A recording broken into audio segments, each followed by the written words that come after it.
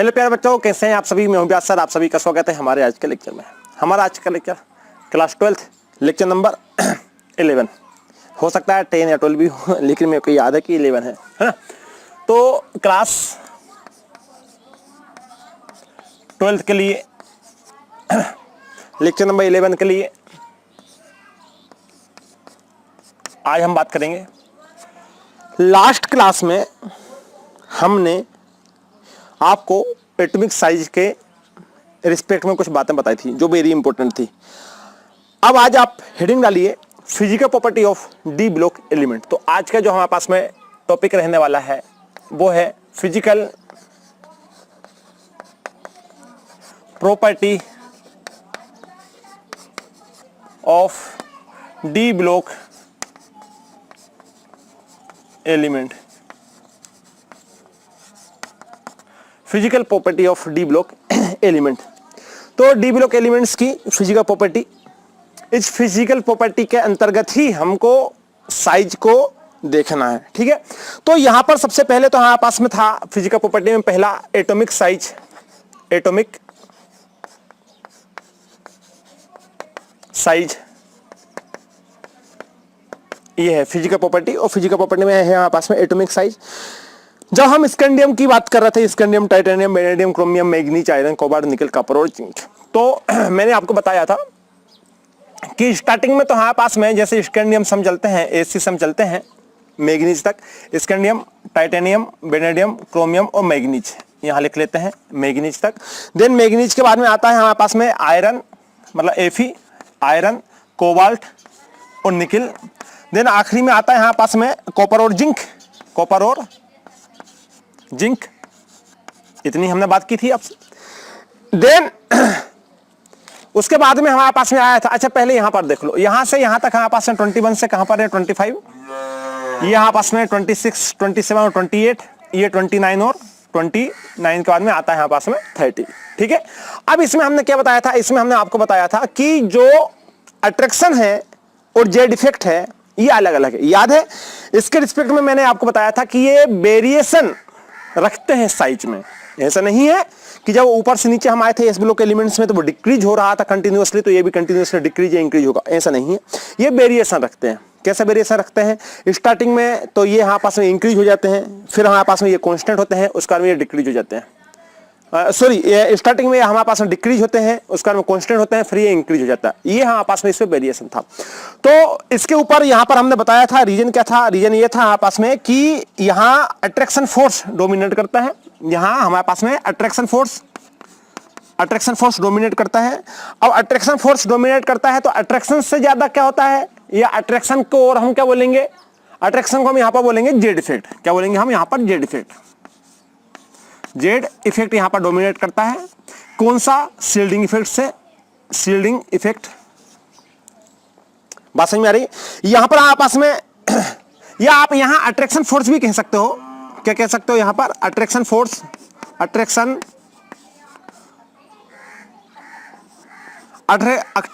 Forces हमारे पास में यहां डोमिनेट करता है, ज्यादा होता है। किससे? शील्डिंग इफेक्ट से। शील्डिंग इफेक्ट से।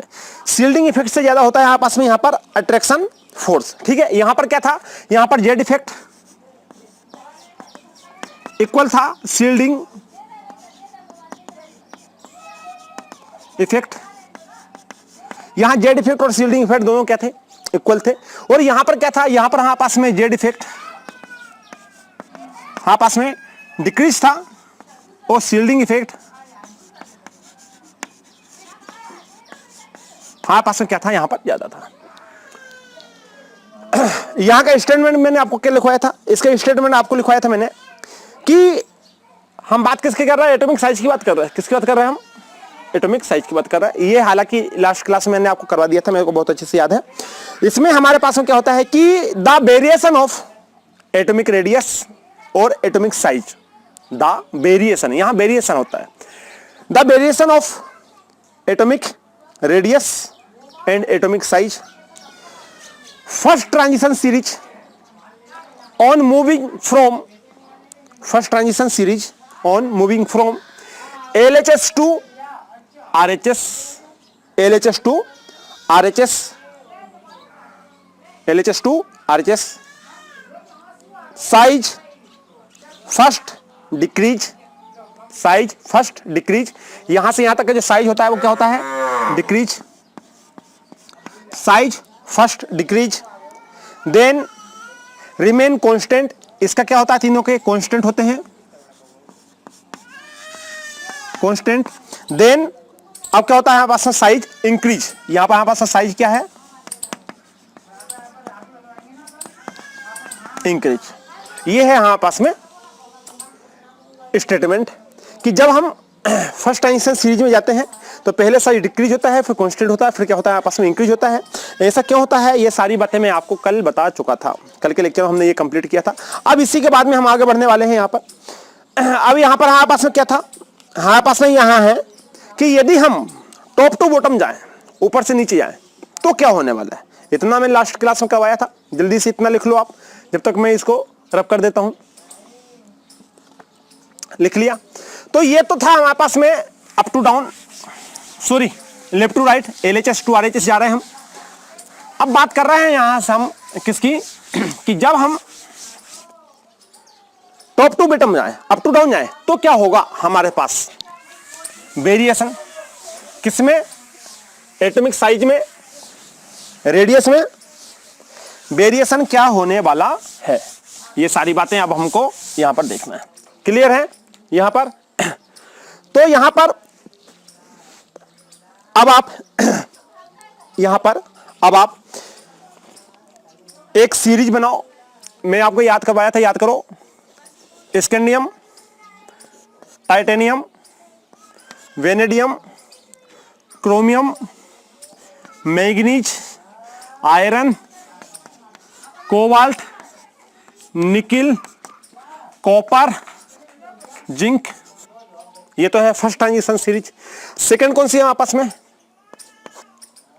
इट्रियम, जरा जरा, निभाना, मोथ, एमो, मोथ, तक, रुकावटें, राह में पड़े अगर कोई।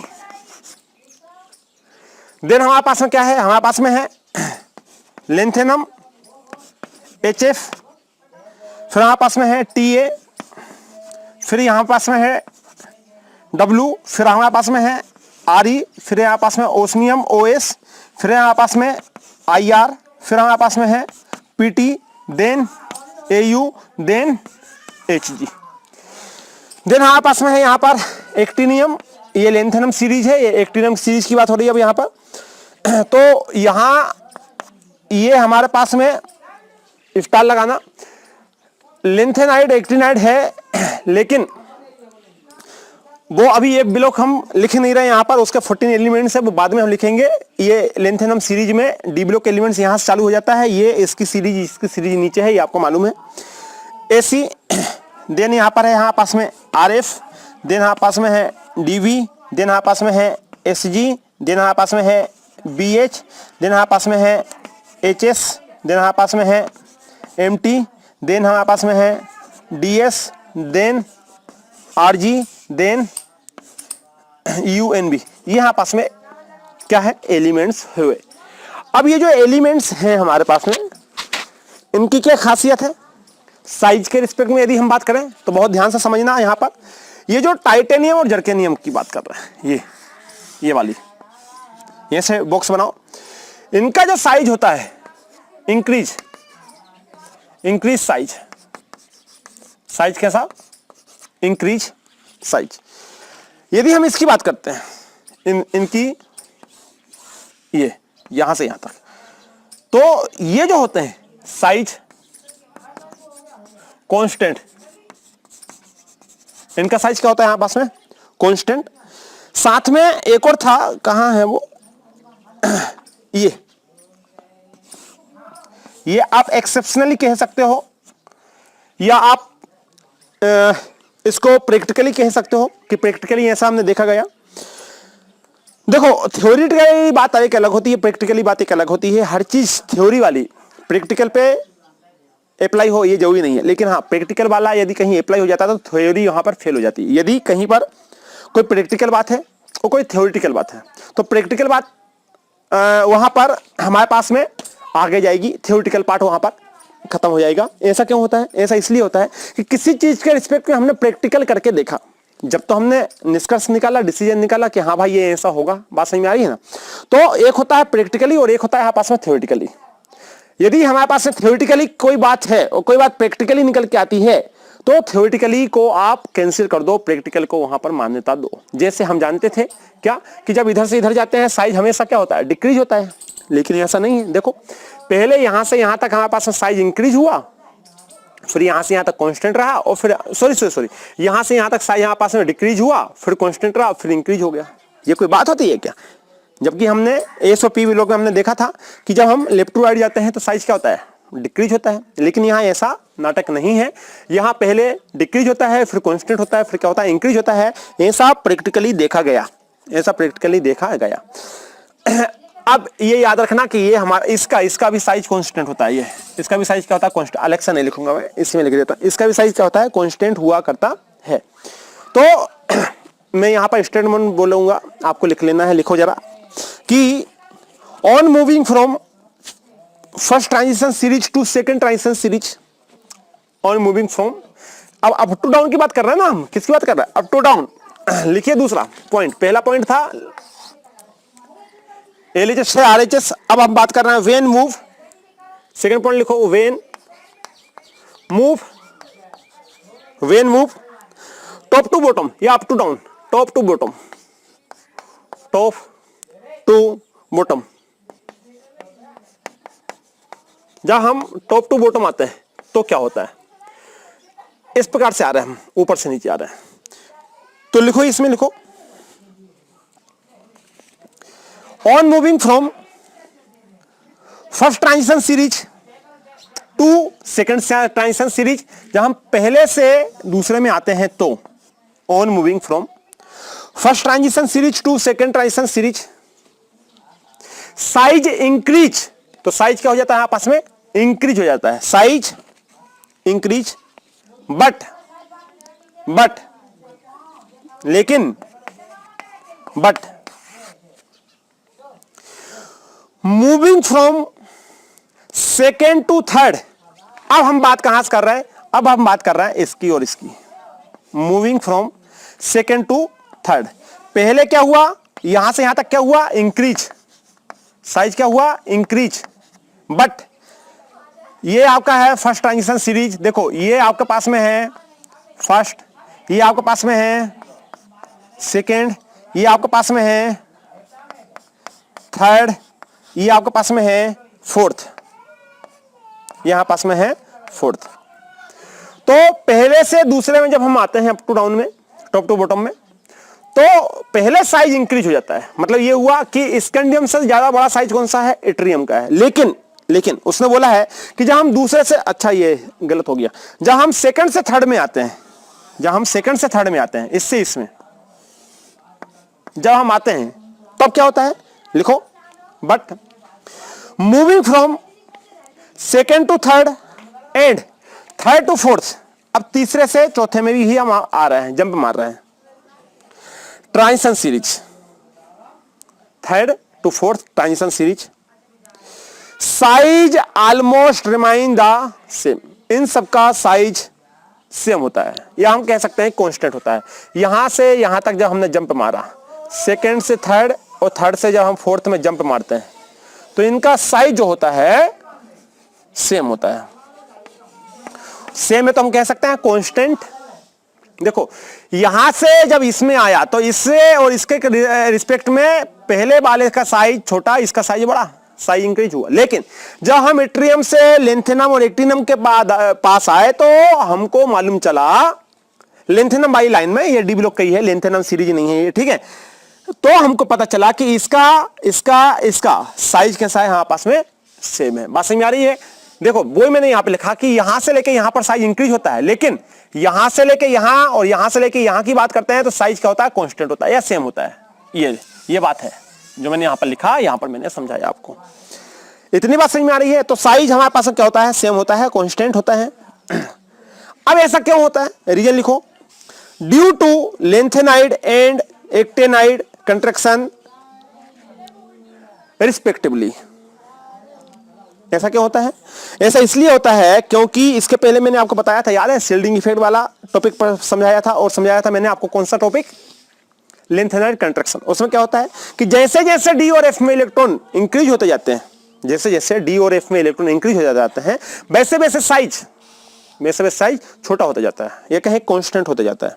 बात समझ में आ रही है ऑलमोस्ट। अब इसमें बहुत से वेरिएशन है, इसलिए मैंने आपसे बोला था कि ये जब हम डी और एफ ब्लॉक एलिमेंट्स पढ़ते हैं तो इसमें बहुत से वेरिएशन आते हैं, बहुत बहुत बहुत बहुत से क्या होता है हमारे पास वेरिएशन हुआ करते हैं। तो ये है हमारे पास में बातें कुल मिला के। अब हमने बात कर लिया साइज में कि साइज में लेफ्ट टू राइट जाते हैं तो क्या होता है, और हमने बात कर ली कि जब टॉप टू बॉटम आते हैं तो क्या होता है। यहां से लेके यहां तक तो इंक्रीज होता है, लेकिन यहां से लेके यहां तक ये सभी में, इन सभी में ये डिक्रीज वो कांस्टेंट होता है। इन सभी में ऊपर से नीचे आओ क्या होगा, कांस्टेंट। लेकिन यदि इन दोनों की बात करते हैं, इन दोनों की शुरू में ये इन दोनों की यदि हम बात करते हैं यहां से लेके यहां तक, ये पूरी सीरीज की बात हो रही है, पूरी सीरीज में नहीं मैंने नहीं बनाया, यहां से यहां तक इन दो का इंक्रीज, उसके बाद में हमारे पास में ये इसका कांस्टेंट रहेगा, सेम रहेगा, लेकिन इसका और इसका बड़ा रहेगा, ये छोटा ये बड़ा रहेगा, ये छोटा ये बड़ा रहेगा, समझ रहे हो, ये छोटा ये बड़ा, ये छोटा ये बड़ा, ये छोटा ये बड़ा, लेकिन ये और ये सेम, ये और ये सेम, ये और ये सेम, ये दोनों सेम, ये दोनों सेम, ये दोनों सेम, ये दोनों सेम, ये दोनों सेम, ये दोनों सेम। बात समझ में आ रही है। तो इस प्रकार से हमारे पास में ये हुआ साइज, किसका साइज, लेफ्ट टू राइट और up to down, atomic size, atom का साइज। अब जब एटम का साइज है तो उसी के बेसिस से हम रेडियस बता सकते हैं, क्लियर। तो ये हमारे पास में क्लियर हुआ। देन हमारे पास में अब आगे आता है, क्या इसको मैं शॉर्टकट में लिखवा दूं, आपको याद रहेगा ना, आपको जो मैंने बोला है वो याद तो रहेगा ना। अब ऐसा क्यों होता है उसके पीछे के रीजन बता दिए मैंने। रीजन ये है कि यहाँ पास में लेंथेनाइड कंट्रैक्शन है, वो वाला यहाँ पर लेंथेनाइड कंट्रैक्शन है, वो वाला यहाँ पर फैक्टर अप्लाई होता है। अब लेंथेनाइड कंट्रैक्शन क्या होता है बताया था ना, जिसमें साइज क्या होता है, डिक्रीज हो जाता है। साइज क्या होता है, डिक्रीज होता है। लेंथेनाइड कंट्रैक्शन हमने आपको बताया था, साइज क्या होता है, डिक्रीज हो जाता है। तो यहां पर हमारे पास में आप चाहो तो ऐसा शॉर्टकट में लिख लो क्या, कि फर्स्ट टू सेकेंड साइज क्या होगा, इंक्रीज, साइज क्या होगा, इंक्रीज। दूसरा second to third and third to fourth, size क्या हो जाएगा,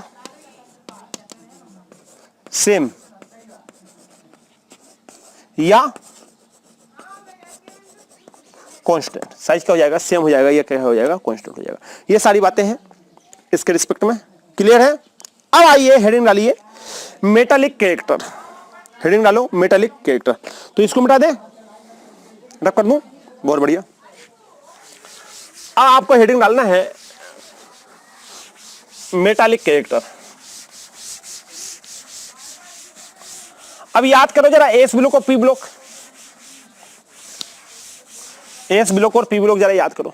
इसमें मेटालिक कैरेक्टर क्या था, कैसा हुआ करता था, वैसे ही मेटालिक कैरेक्टर यहां पर होने वाला है, लेकिन उससे इसमें थोड़ा सा डिफरेंस होगा। क्यों होगा, क्योंकि यहां पर डी ब्लॉक के एलिमेंट हैं और डी ब्लॉक हमारे पास में पुअर इफेक्ट रखता है, शील्डिंग इफेक्ट रखता है। उस कारण से यहां पर आपको साइज में भी कुछ चेंजेस देखने के लिए मिलेगा। चलो भाई, वो टॉपिक भी कंप्लीट करा ही देते हैं, आपको लगे हाथ।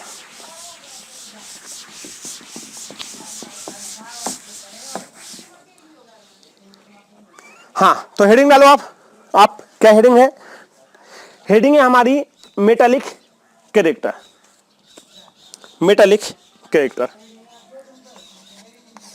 तीसरा पॉइंट आया हमारे पास में, मेटालिक कैरेक्टर।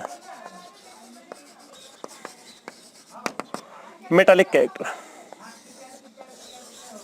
Metallic character. तो जो मेटल होते हैं यहां पास में प्रेजेंट किसमें, डी, एस, पी और डी में। एक मिनट, एक minute.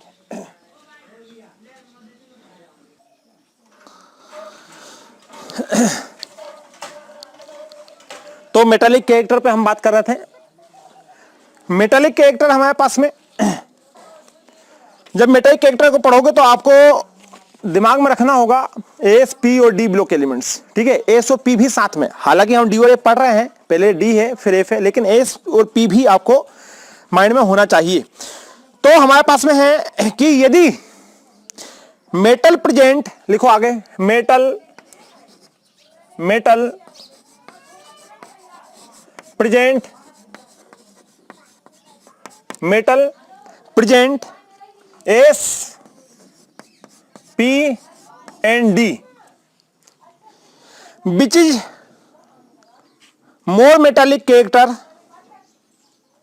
Which is more metallic character, so between S and P, between S and P.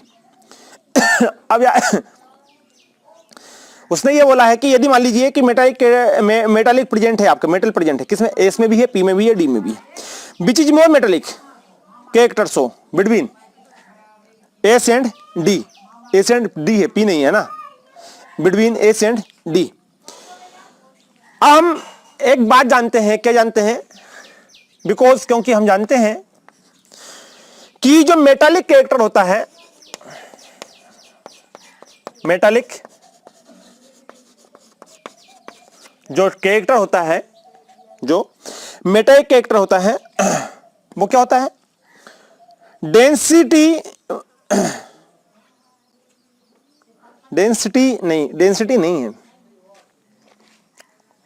जो मेटालिक कैरेक्टर होता है, लिखो आगे, मेटालिक कैरेक्टर होता है वो इक्वल होता है टेंडेंसी ऑफ, अच्छा सबसे अच्छा मेटल कौन होता है, हम जानते हैं कि सबसे अच्छा मेटल वो होता है जो कि इलेक्ट्रॉनों को इजीली रिमूव कर दे। बताया था ना कि जब हम एस ब्लॉक में ऊपर से नीचे आते हैं, अप टू डाउन आते हैं, तो सबसे अच्छा मेटल उसको माना जाता है जो वेरी कम एनर्जी में अपने आउटर सेल इलेक्ट्रॉन को रिमूव कर दे। तो हम बोलते हैं कि हाँ भाई ये जो है वो बहुत अच्छा मेटल है, ऐसा मेटल जो बहुत कम एनर्जी में अपने आउटर सेल के इलेक्ट्रॉन को रिमूव कर दे, इजीली रिमूव कर दे, वो अच्छा मेटल होता है, ये हम जानते हैं। तो यहां पर metallic character is equal to, लिखो आप, tendency of donate of electron, tendency of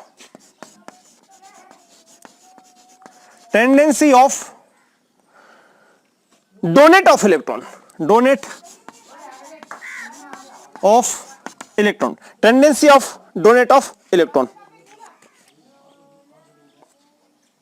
मतलब जितना आसानी से, जितना इजीली इलेक्ट्रॉन को डोनेट करेगा या इलेक्ट्रॉन को डोनेट करने की टेंडेंसी जितनी अच्छी होगी, उतना ही मेटालिक कैरेक्टर वो अच्छा माना जाएगा या अच्छा माना जाता है।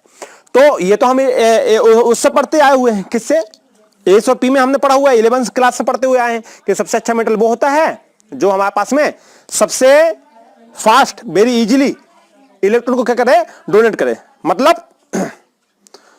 मतलब क्या हुआ, अब यहां पर यह मतलब भी हुआ कि हमारे पास में इसकी, यदि हम इलेक्ट्रोनेगेटिविटी की बात करें तो इसका जो इलेक्ट्रोनेगेटिविटी होता है वो सबसे लेस होता है। जो सबसे अच्छा मेटालिक होता है, कैरेक्टर का होता है, जो सबसे अच्छा मेटल होता है, उसकी इलेक्ट्रोनेगेटिविटी जो होती है वो सबसे लेस होती है। क्यों, क्योंकि मेटल तो हमारे पास में इलेक्ट्रोपॉजिटिव नेचर के होते हैं, तो इलेक्ट्रोनेगेटिविटी हमारे पास में कैसी रहेगी, लो रहेगी। ठीक है, बात समझ में आ रही है। अब हमारे पास में यदि बात करें कि सबसे अच्छा मेटल कौन है, एस में और डी में, सबसे अच्छा मेटल कौन है, एस में और डी में, तो हम जानते हैं कि एस ब्लॉक के जो एलिमेंट्स होते हैं डी ब्लॉक के एलिमेंट्स के कंपैरिजन में बहुत अच्छे मेटल होते हैं। जो एस ब्लॉक के मेटल होते हैं वो डी ब्लॉक के कंपैरिजन में बहुत अच्छे क्या होते हैं, मेटल होते हैं। डी ब्लॉक एलिमेंट्स इतने अच्छे मेटल नहीं होते हैं जितने अच्छे मेटल हमारे पास में एस ब्लॉक के होते हैं। रीजन क्या है, रीजन ये है कि ये हमारे पास में मोर इलेक्ट्रोपॉजिटिविटी शो किया करते हैं। क्लियर है, बात समझ में आ रही है। अब इसमें कुछ पॉइंट्स में और लिखवाऊंगा, लिखिए पहला पॉइंट में आप लिखिए कि effective nuclear charge of D more होता है। एस अच्छा क्यों होता है, डी खराब क्यों होता है, इसके लिए कुछ बातें लिखिए कि यहां पास में मेटालिक कैरेक्टर, ऐसा लिख लो चाहो तो आप, मेटालिक कैरेक्टर लिखा तो है यार आपने, मेटालिक कैरेक्टर एस का ज्यादा होता है, डी का कम होता है। रीजन लिखो, रीजन क्या है, पहला रीजन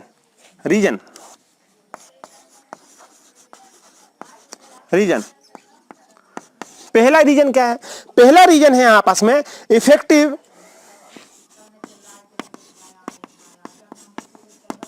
इफेक्टिव न्यूक्लियर चार्ज,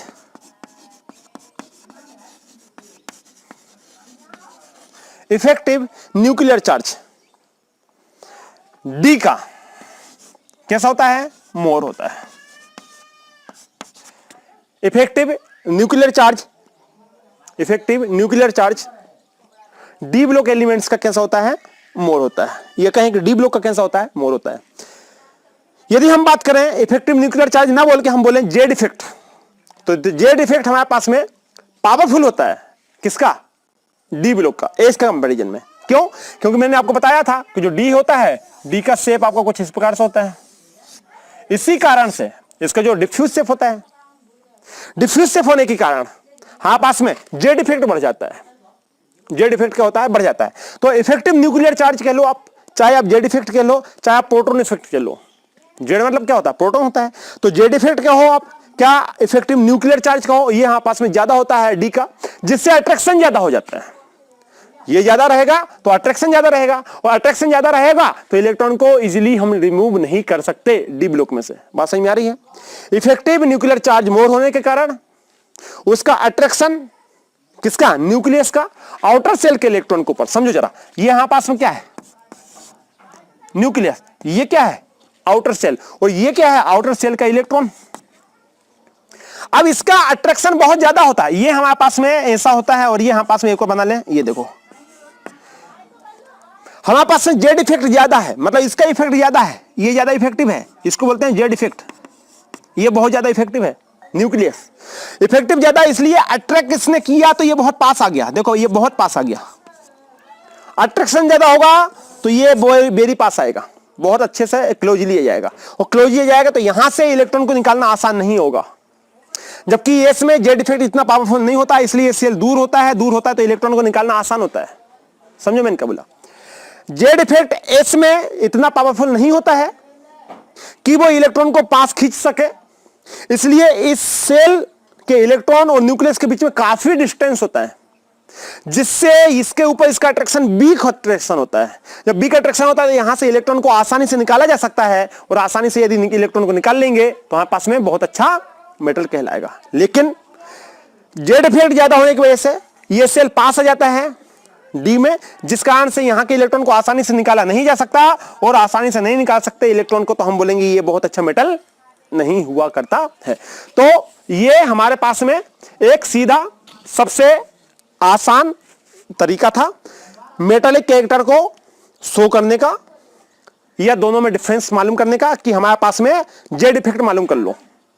वो मैंने बताया था आपका इसका साइज होता है डिफ्यूज साइज, और इसका साइज तो ऐसा होता ही आपका, ये बहुत अच्छा साइज होता है, इलेक्ट्रॉन एक जगह प्रेजेंट होते हैं। बात समझ में आ रही है, फंडा क्लियर है।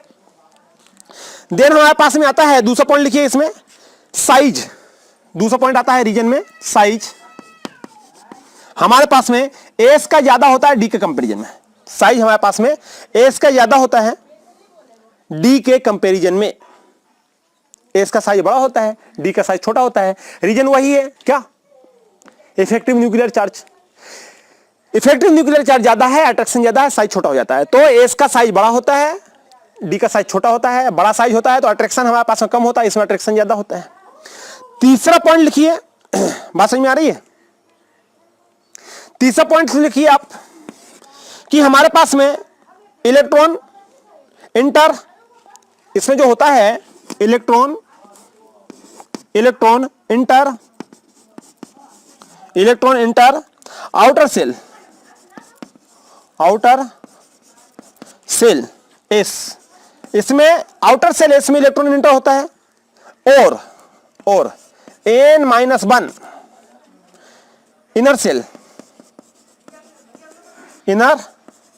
सेल जिसको हम डी बोलते हैं, इसमें आपस में इलेक्ट्रॉन एंटर होता है। तो जब आपस में अंदर से इलेक्ट्रॉन निकालना होगा तो एनर्जी ज्यादा लगेगी, और यदि एनर्जी ज्यादा लगेगी तो हम बोलेंगे वो लेस मेटालिक कैरेक्टर का होता है। बात समझ में आई? तो ये है आपस में metallic character. The metallic character of transition elements is lower, the metallic character of S block element is lower than S block elements,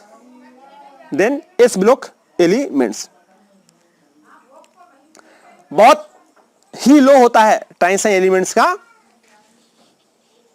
metallic character, due to पहला कि डी ब्लॉक के एलिमेंट्स का साइज बहुत छोटा होता है और high ionisation energy हुआ करती है। हाई आयोनाइजेशन एनर्जी ये रखते हैं क्योंकि अट्रैक्शन ज्यादा है। क्लियर है? देन अब हम बात करेंगे इसमें, तीसरा पॉइंट हो गया। चौथा हम बात करेंगे इसमें melting point and boiling point के ऊपर। तो हेडिंग डालिए melting point and boiling point. लेकिन अभी जो मेल्टिंग पॉइंट और बॉइलिंग पॉइंट है इसको हम इस लेक्चर में नहीं समझेंगे, ये हम आने वाले लेक्चर में समझेंगे। आज के लिए इतना ही, मिलते हैं आने वाले लेक्चर में नए टॉपिक मेल्टिंग पॉइंट और बॉइलिंग पॉइंट के साथ में। जब तक पढ़ाई करते रहिए, wish you all the best.